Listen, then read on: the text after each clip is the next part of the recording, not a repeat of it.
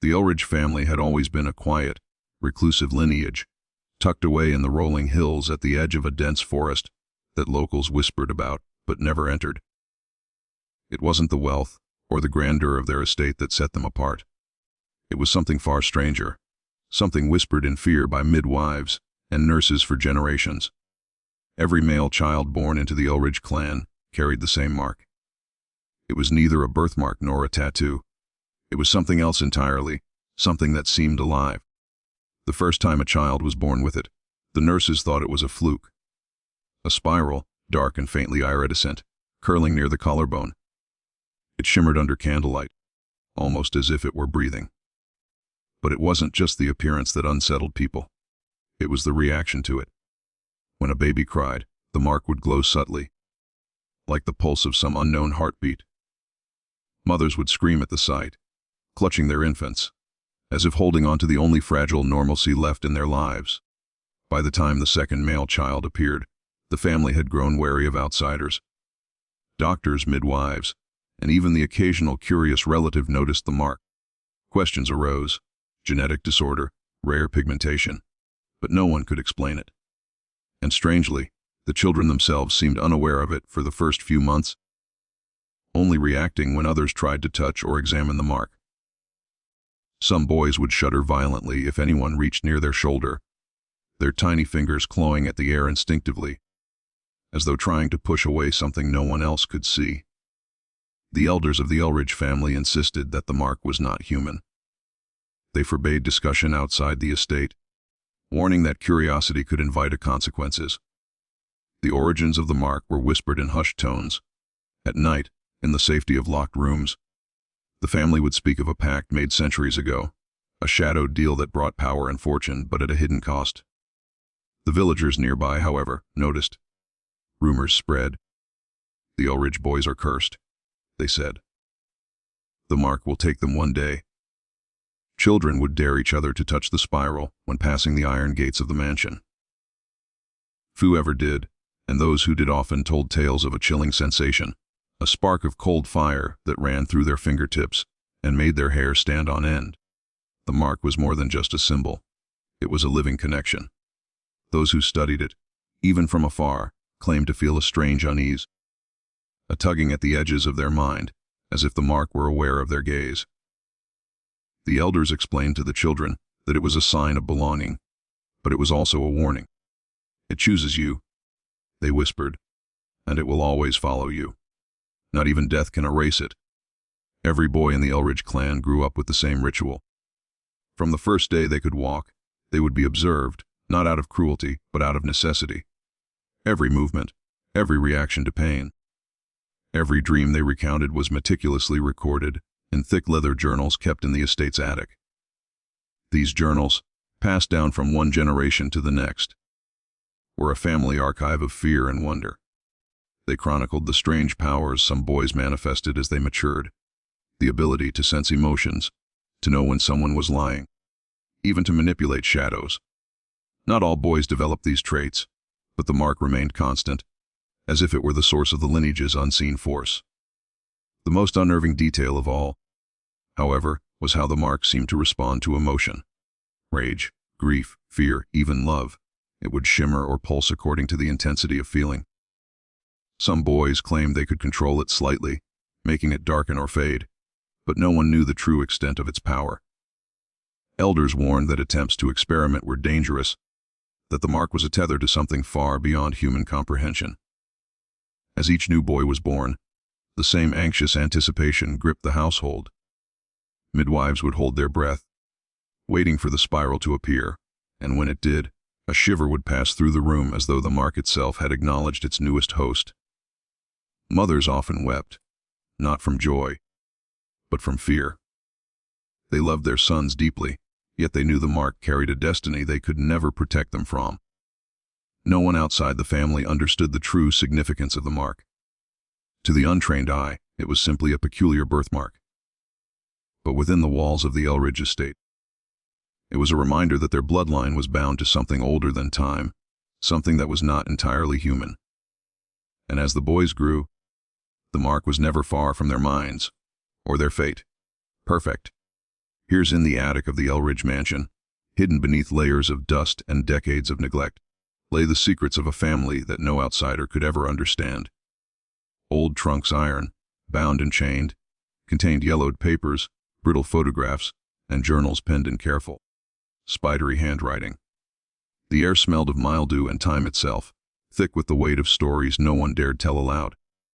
Only the eldest of the Elridge family was allowed to access this archive, and even then, only under strict supervision. These records held the truth behind the mark, the spiraling, living symbol that every male child inherited. The first journal belonged to the progenitor of the Elridge bloodline, a man named Thaddeus Elridge, born in the late 1600s. Thaddeus was not like the men of his village. He was clever, ambitious, and always drawn to the forest that bordered his family's estate. It was said the forest was older than the kingdom itself, a living thing with shadows that moved on their own and whispers that echoed in the minds of the curious. Most villagers avoided it, claiming it was cursed. But Thaddeus was fearless, or perhaps reckless. One autumn evening, with the sun sinking behind twisted oaks and the wind carrying a scent of rain and decay, Thaddeus ventured deeper than any other man dared. He sought knowledge, power, and a way to ensure his family's fortune. That night, he encountered a being that would change the fate of his entire bloodline. It was described vaguely in his journal, a figure taller than any human, its body woven from bark and bone, its eyes reflecting the cold light of the moon like pools of molten silver. The creature had no shadow, yet it moved with an unsettling grace. It spoke, not with words, but directly into Thaddeus' mind, planting images, commands, and promises. Thaddeus, in his arrogance, thought he could bargain with the creature. He offered wealth, land, and loyalty, expecting to take whatever advantage he could from this mysterious entity. But the being was ancient, older than any king, and it did not deal in mere coin or property. It wanted blood, specifically, the blood of the Elridge line itself. The creature marked Thaddeus, binding him and all future male descendants to a covenant no mortal could fully comprehend. The mark was the sign of this agreement, a seal of ownership, and a key to powers that humans were not meant to wield. The journals explained the nature of the pact in cryptic, agonized detail. Thaddeus wrote of dreams where he was followed by a shadowy figure that whispered the same words every night. "My blood walks with you." He confessed to feelings of awe and terror, describing events that no one could have witnessed and survived. His accounts were meticulous descriptions of the mark appearing on his skin, of subtle changes in his body, of sensations that were impossible to explain. He wrote that the mark pulsed with life, as if it were conscious, as if it were reminding him of a debt that would pass on to every son born in the Elridge family. The next journals belonged to subsequent generations. Each one told a similar story: a boy born with the mark, unusual occurrences surrounding him, and encounters with inexplicable phenomena. One entry from 1742 described young Samuel Elridge, who disappeared for 3 nights during a full moon and returned with eyes that reflected the forest itself. He never spoke of where he had been, but the mark on his shoulder had darkened, twisted into a shape more complex and vibrant than ever before. Family members noted that the boy seemed older than his years, more aware of things no one else could perceive. Over centuries, the journals revealed a grim pattern. Each marked son experienced strange abilities, heightened senses, the ability to predict events, even influencing animals or shadows. But with these gifts came danger. Some were drawn into the forest and never returned. Others manifested violent behavior, inexplicable rages, or periods of paralysis, during which the mark would glow like a living flame. Mothers and fathers wrote of sleepless nights, of watching their children with a combination of love and horror, and of a constant fear that the forest would claim them. The family elders were keenly aware of the curse's implications. They established strict rules for raising each boy. No wandering into the forest alone, no speaking of the mark outside the mansion, and no attempts to destroy or alter it. Any defiance was met with stern warnings or, in extreme cases, confinement until the child reached an age where the family could guide his awakening safely. Knowledge of the journals was restricted. Even the eldest sons were not fully told the truth until their 16th birthday, the age when the mark's power began to stir most violently. One of the most chilling accounts in the archives detailed the legend of the chosen son, the one who would confront the forest creature directly and either break or solidify the pact. No Elridge had survived this trial. Some were never seen again, while others returned changed, haunted, or silent. The family learned that resistance was possible, but the cost was always catastrophic. The creature demanded submission, not because it was cruel, but because the bloodline itself was part of its ancient design. Every boy was tethered to it, and the mark was the binding agent. The journals also hinted at the possibility of breaking the curse, though the instructions were vague, cryptic, and filled with warnings. The family had tried in the past, but no one had succeeded. Some believed that the curse could only be broken willingly, that a marked son must confront the forest and accept the truth of the covenant, fully aware of the risks and consequences. Others argued that the pact was eternal, a thread woven into the very DNA of the Elridge men, impossible to sever without annihilating the bloodline entirely. By the 20th century, the journals became even more obsessive, detailing experiments by family members to understand the mark's nature. One Elridge boy kept a log of his dreams, in which he saw the creature standing at the edge of a foggy glade, watching silently. Another documented the subtle physical changes the mark induced, veins that glowed faintly under moonlight, senses that extended beyond human comprehension, and a mysterious energy that could be felt by those nearby. Each generation learned a little more, but never enough to escape. The forbidden family history of the Elridges was a tapestry of fear, power, and the unknown. It was a warning and a prophecy, written in ink and blood, meant to guide and protect, but also to bind. Every son inherited the mark, every son inherited the responsibility, and every son inherited the question: could one of them ever be free from the forest shadow, or was the Elridge blood forever destined to serve a master older than humanity itself? 16. The age every Elridge boy both dreaded and secretly awaited. For as long as anyone could remember, the 16th birthday marked the beginning of a transformation, one that blurred the lines between human and something far older, far stranger. The boys had grown up with warnings, whispered tales, and vigilant eyes of the elders, but nothing could truly prepare them for what it meant to awaken to the full reality of the mark. Adrian Elridge, the youngest in his generation, had always sensed that something was different about him. While other children played in the gardens or the nearby village, he wandered into the edge of the forest, feeling its pull like a gentle tug at the edges of his mind. He had always been aware of the mark on his shoulder, faintly shimmering beneath his shirt, reacting to emotions he didn't understand. But it wasn't until the eve of his 16th birthday that he began to truly see what it was capable of and what it demanded. The evening was unremarkable at first.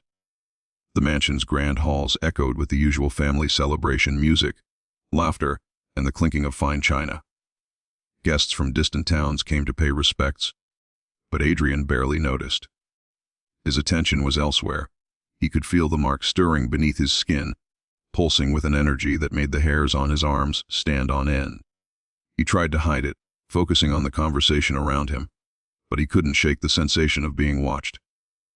Later, as the guests departed and the mansion settled into a tense quiet, Adrian felt the first true signs of awakening. A low hum reverberated through his chest, subtle at first, then growing louder, as though something deep within him had finally taken notice of the mark. Shadows in the room shifted unnaturally, stretching toward him, coiling, and twisting as though the walls themselves were alive. The wind howled outside, rattling the old windows, and for the first time, he heard it a whisper, soft and melodic, threading through his mind. "My blood walks with you." The words were familiar. They had haunted the dreams of Elridge boys for centuries. But hearing them awake, in the real world, sent a shiver down his spine. Adrian's heartbeat accelerated. His body felt charged, like a conductor's hands brushing against a live wire. The mark on his shoulder glowed faintly, a pale iridescent light, illuminating the room in a way that seemed almost unnatural. Panic surged, but it was tempered by a strange sense of clarity, as if the mark itself were guiding him. The family elders found him later in the library, standing motionless beneath the grand chandelier. His eyes reflected the flickering light in a way that unsettled even them. Grandmother Elspeth, the matriarch of the family, approached cautiously, her hands raised. "It has begun," she whispered, almost to herself. The other elders nodded solemnly. They had all witnessed this awakening countless times, yet each instance was unique, unpredictable, and dangerous. Adrian's visions began that night. In sleep, he wandered the forest, feeling the roots coil around his feet, the branches bending to guide him. Shadows took shape, forming figures made of bark, bone, and moonlight. They spoke without words, their presence overwhelming yet intoxicating. Some nights, he awoke drenched in sweat, the mark glowing with residual light, his mind swimming with images he could not comprehend. Every detail was recorded in his thoughts, a puzzle meant to be deciphered by him alone. As the nights progressed, Adrian noticed changes in his senses. He could hear the whispers of animals in the forest beyond the estate, feel vibrations in the air, and sense emotions in people before they spoke. The mark was no longer a symbol on his skin. It was a conduit, a bridge between him and something older than time itself. Every Elridge boy had experienced these changes, but none could predict how they would manifest, and no family member dared interfere. The awakening was a solitary journey. With these newfound abilities came a dangerous awareness. Adrian began to perceive the forest creature more vividly. In his dreams, it stood at the edge of a fog-laden clearing, its eyes reflecting the stars, its body a blend of nature and nightmare. It watched, patient and deliberate, never approaching but never leaving his sight. It never threatened, but the weight of its gaze left him trembling. Every instinct screamed both fear and fascination, and always the mark pulsed in response to its presence. The mark also carried memory, not just of Adrian's life, but of all the Elridge men who had come before him. He experienced flashes of their fears, desires, and encounters with the creature.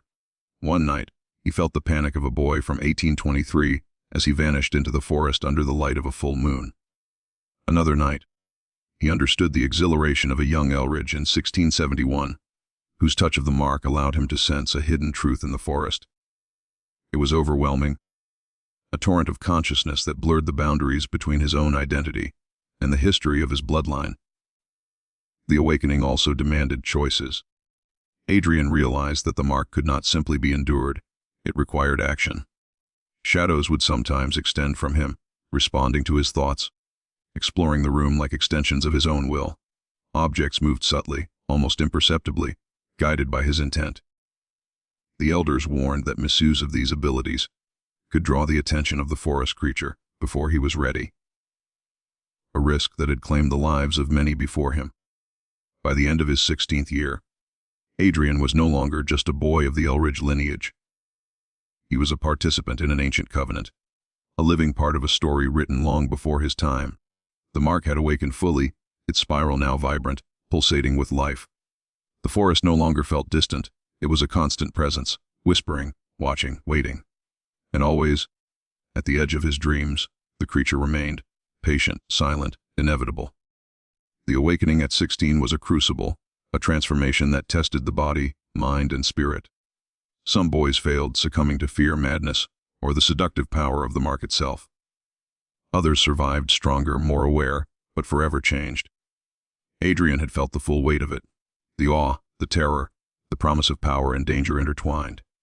And now, he knew that his journey had only just begun. The mark was more than a birthright, it was a call, and the forest, with all its ancient secrets, had claimed him as its own. Every family has its dark traditions, but in the Elridge lineage, there was one ritual that no outsider would ever understand: the disappearance. It was not written in any law, documented in any diary, or discussed outside the mansion's walls. Yet it had persisted for centuries, shaping the lives of every male born with the mark. It was both feared and inevitable, a shadow that loomed over each generation like a storm waiting to break. The disappearance was tied to the forest, the same ancient, sentient woods that had given the Elridge ancestors their mark. No one knew exactly why it demanded this sacrifice, only that it always did. One boy in each generation, the one deemed the chosen by some unseen force, would vanish before reaching adulthood. The family's official records explained it away. The boy had run away, drowned in a river, or been claimed by misfortune. But those who knew the truth understood that the forest had chosen him. Adrian Elridge, now 16 and freshly awakened to the powers and responsibilities of the mark, had grown increasingly aware of the disappearance. Grandmother Elspeth, the matriarch of the family, had never spoken directly about it to him, only hinting at it with glances heavy with fear. The family elders, those who had survived the awakenings of their own youth, would watch Adrian closely, measuring his responses to subtle cues, a tremor in his hand, a glance toward the forest at dusk, a shiver at the whisper of wind through the trees. The first warning of the disappearance came in dreams. Adrian began seeing visions of past Elridge boys, walking into the fog-laden forest, their steps hesitant yet inevitable. He felt their fear, their awe, and, most chillingly, their acceptance. These boys had been called, and they had obeyed. The forest claimed them willingly, as though it were guiding them along a path they could neither resist nor escape. One night, he dreamt of a boy from 1789, vanishing into the mist, the mark on his shoulder burning brightly before he disappeared entirely. Adrian awoke with a cold sweat, the same burning sensation coursing through his own mark. It wasn't just the dreams that signaled the approaching disappearance. It was reality itself. Shadows stretched unnaturally in the corners of the mansion, following Adrian's movements even in empty rooms. Objects shifted subtly, almost imperceptibly, as though testing his awareness. Animals in the grounds reacted to him differently. Even the estate's dogs avoided certain paths, their hackles raised when he walked past. The forest, ever patient, was calling. The disappearance ritual had a pattern, though it was never explicitly taught. The boy would experience 3 nights of increasingly vivid visions, each one drawing him closer to the forest. The mark on his shoulder would flare, sometimes painfully, guiding him like a lantern in the dark. On the 3rd night, the forest presence would become almost tangible. The trees seemed to move closer, the wind spoke his name, and the shadows beckoned. Those who resisted often paid a price: mysterious accidents, sudden illness, or long periods of madness. Adrian, unlike his predecessors, had knowledge the others had not. The forbidden journals had prepared him, hinting at the nature of the disappearance and its purpose. He realized that the ritual was not punishment but a trial. The forest sought obedience and understanding, a merging of human will with something older and wiser. To walk into the forest willingly was to honor the pact. To resist was to invite calamity. The choices were stark submission or suffering. On the night of the 3rd vision, Adrian felt the forest pull stronger than ever. The mansion was eerily silent, the air thick with anticipation. He dressed quietly, avoiding the watchful eyes of the elders, and stepped toward the edge of the woods. The moment he crossed the threshold, the mark on his shoulder burned like fire, illuminating the path ahead. The trees parted slightly, as if making room for him, and the shadows danced at the corners of his vision. He was not afraid, at least, not entirely. Fear was always present, but it was tempered by a sense of purpose, a growing understanding that this journey was his own to command. As Adrian walked deeper, the forest seemed to respond to him, guiding his steps, shaping the environment subtly to match the visions he had seen. Figures emerged from the shadows, branches forming humanoid shapes, glowing eyes peering from within the undergrowth, whispering unintelligible words. Some of the shadows reached out, brushing against his skin, testing his resolve. The mark pulsed with every contact, a living reminder that the forest and the Elridge blood were bound together. Hours, or perhaps minutes, passed. Time felt irrelevant in the presence of the forest. Adrian encountered obstacles that seemed designed to measure his courage and his understanding of the pact. A river appeared where none had existed, its waters black as ink, the current threatening to pull him under. Yet, instinctively, he stepped onto the surface as if it were solid ground, the mark guiding his balance, the shadows providing silent support. He realized that the forest did not wish to harm him. It was teaching, shaping, evaluating. The climax of the disappearance ritual arrived in a clearing bathed in moonlight.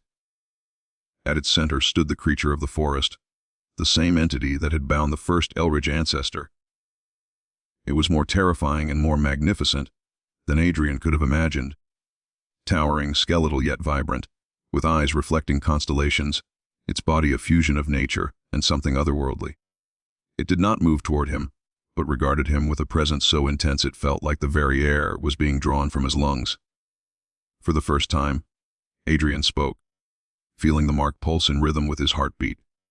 "I understand," he said quietly, though it was unclear if he spoke to the creature or to the forest itself. "I accept the pact, but I will not be afraid." The creature tilted its head, its gaze penetrating, and for a moment, time seemed to stop. Then, slowly, it extended a branch-like limb, brushing against Adrian's shoulder. The mark flared brightly, embedding the ancient bond into him fully, confirming his passage through the ritual. Unlike his predecessors, Adrian returned from the clearing intact, unbroken, and fully aware of his abilities and his responsibilities. The forest had claimed him in a different way. He had walked willingly, accepted the disappearance, and emerged stronger. Yet he knew the ritual would continue for future generations. The forest waited patiently, always observing, always calling, and the mark would always burn, a reminder that no Elridge could ever escape its influence. The disappearance ritual was not just a trial, it was a rite of passage, a crucible in which fear, courage, and the unknown were tested. For centuries, it had taken boys and shaped them into something more than human, binding the Elridge bloodline to a covenant older than memory. Adrian had faced it, and survived, but he knew that understanding the forest and the creature was only the beginning. The true test lay ahead. The possibility of breaking the ancient curse that had haunted his family for generations. The mark had followed Adrian Elridge for 16 years, but now it pulsed with an intensity he had never felt before. Each beat seemed to echo not only through his veins, but through the centuries of his ancestors. The disappearance had passed, yet the true purpose of the Elridge bloodline was far from fulfilled. The curse that had shadowed his family for generations was not merely a bond. It was a test, a design, and a prison all at once. Adrian knew that surviving the awakening and the ritual was not the end, it was only the beginning of the path to freedom. The journals hidden in the attic had offered hints, cryptic and fragmented. The first ancestor, Thaddeus Elridge, had written of a final confrontation, a chance, however slim, to break the covenant entirely. But the instructions were deliberately obscure, as if the forest itself sought to guard the secret. Only one son from the line could attempt it, and only if he fully understood the cost. Death, madness, or disappearance awaited those who failed. Yet Adrian felt a spark of defiance within him. He refused to accept that his family's fate was sealed by a shadow older than humanity itself. Preparation was crucial. Adrian spent weeks deciphering the journals, studying the patterns of the disappearance, and observing the way the mark reacted to his thoughts, emotions, and actions. He discovered that the mark was not just a passive symbol. It was an active conduit. It could sense intention, respond to courage, and perhaps even be manipulated by the will of its host. Every ancestor had been bound by fear. Adrian realized that understanding the curse, rather than submitting to it blindly, might be the key to breaking it. The night of his 17th birthday approached, marking exactly 1 year since his awakening. It was time. The forest, ever patient, seemed to sense his resolve. Shadows moved among the trees, curling like smoke, and the wind carried whispers that spoke directly to his mind. "My blood walks with you." The voice intuned, familiar yet sharper, more commanding than ever. Adrian felt the mark flare across his chest, the sensation both painful and exhilarating. It was urging him forward. Guided by instinct and the fragmented instructions of the journals, Adrian entered the forest at midnight. Every step was deliberate, every branch and root seemed alive, testing his resolve. He recalled the accounts of previous Elridge boys who had disappeared, none had walked willingly. Their fear had bound them more tightly to the curse, but Adrian's courage and growing understanding of the mark offered a new path.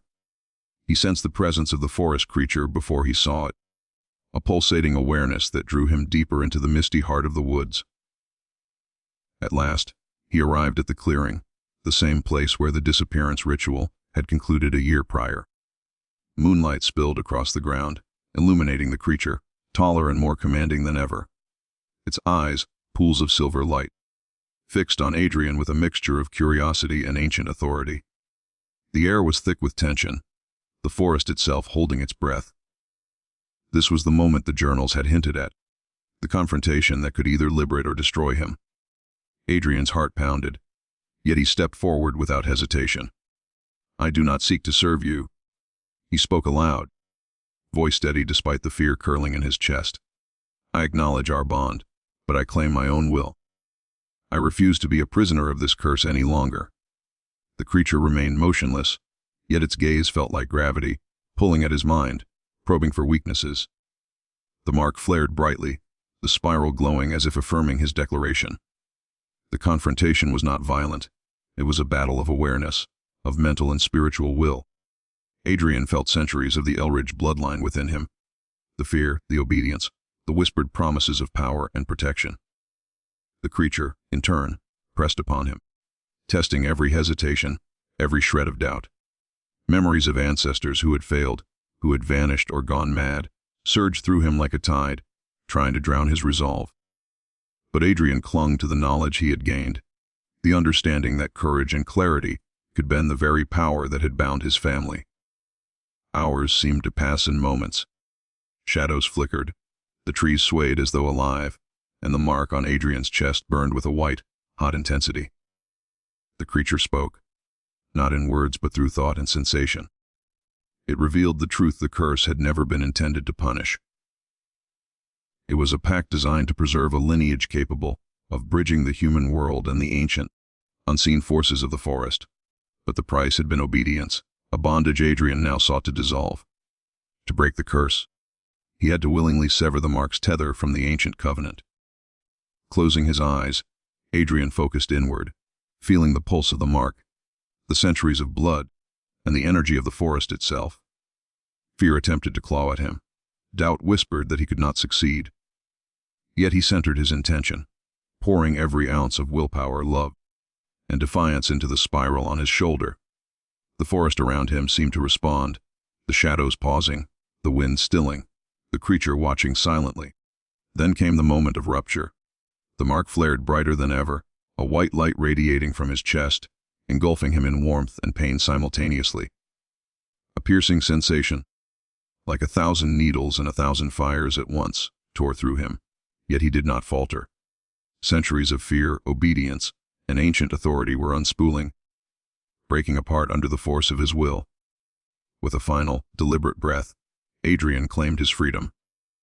The light dissipated, leaving him standing in the moonlit clearing, the forest eerily silent, as if acknowledging the shift in power. The creature stepped forward one final time, its eyes reflecting something almost human respect. Though it would always remain a guardian of the forest, the ancient bond that had demanded obedience from the Elridge line was broken. Adrian's mark no longer pulsed uncontrollably. It remained, but as a symbol of choice rather than chains. He was free, yet the forest's presence lingered, a reminder that freedom was responsibility, and knowledge carried weight. Returning to the estate, Adrian found the family waiting, anxious and fearful. They noticed the change immediately: his posture, his eyes, the calm confidence that had replaced the trembling uncertainty of his awakening. He told them little of the confrontation, only enough to reassure them that he had survived.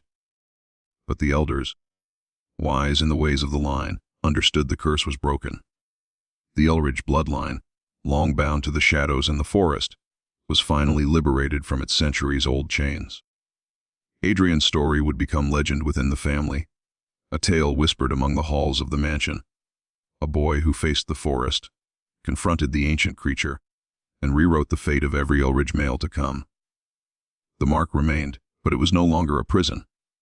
It was a reminder that courage, understanding, and defiance could challenge even the oldest, darkest forces, and that freedom, once claimed, could ripple through generations, altering destiny itself. The curse had ended, but the story of the Elridge family, their bond to the forest, and the mark that once demanded obedience would echo through history, a testament to the courage of one boy who dared to face the impossible and prevail.